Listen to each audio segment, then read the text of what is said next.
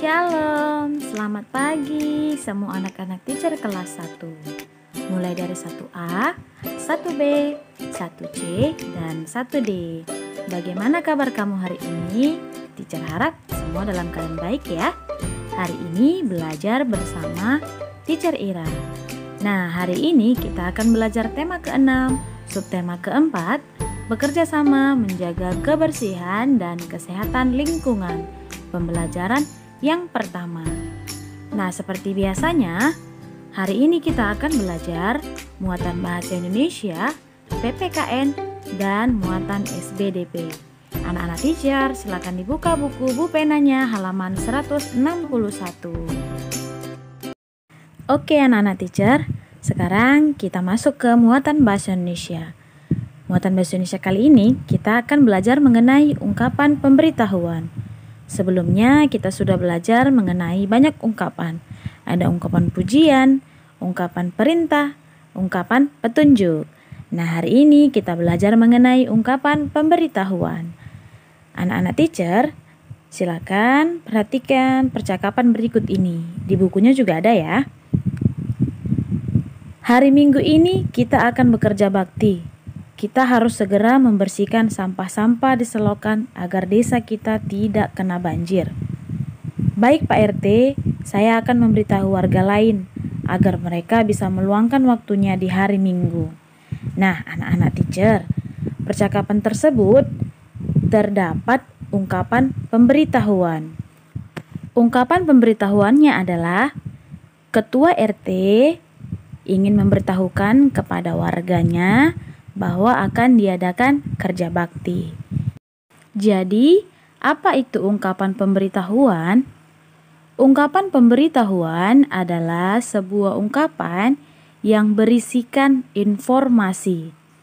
Ungkapan pemberitahuan harus ditulis dengan bahasa yang jelas dan yang mudah dipahami. Nah, sekarang perhatikan contoh-contoh ungkapan pemberitahuan yang lainnya ya.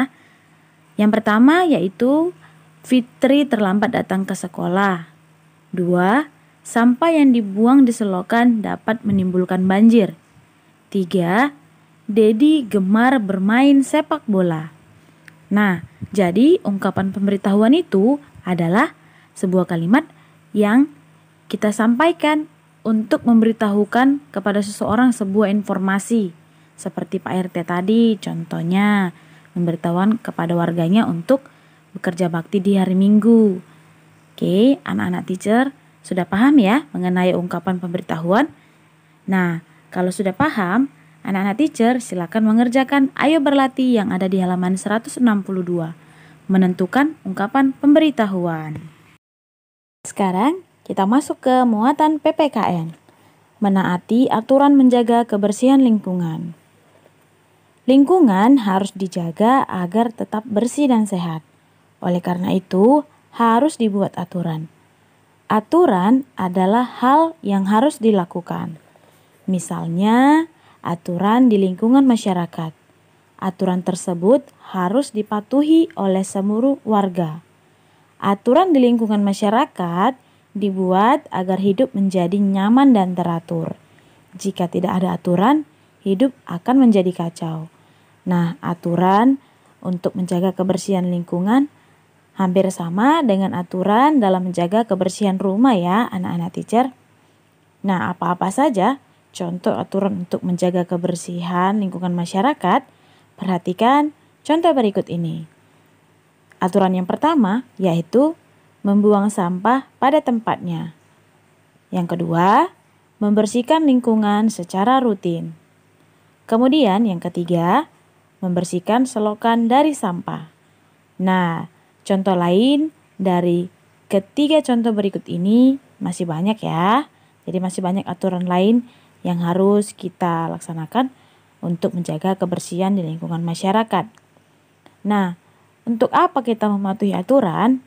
Kita mematuhi aturan supaya kita dapat melatih disiplin dan tanggung jawab kita. Jadi anak-anak teacher dimanapun kamu tinggal tetap ikuti aturan untuk menjaga kebersihan lingkungan ya. Nah, seperti saat ini kita belajar online, Karena sedang ada pandemi corona. Ada aturannya kan? Kita harus mencuci tangan, terus harus pakai masker. Nah, itu hampir sama dengan aturan menjaga kebersihan di lingkungan masyarakat. Nah, kira-kira anak-anak teacher sudah paham ya? Ya, kalau anak-anak teacher sudah paham, anak-anak teacher sekarang coba mengerjakan Ayo Berlatih yang ada di halaman 163. Mematuhi aturan menjaga kebersihan lingkungan. Ada 3 pertanyaan, dijawab dengan baik ya. Baik, sekarang kita lanjutkan ke muatan SBDP. Buka bukunya halaman 163. SBDP kali ini kita belajar membuat karya kerajinan dari bahan alam.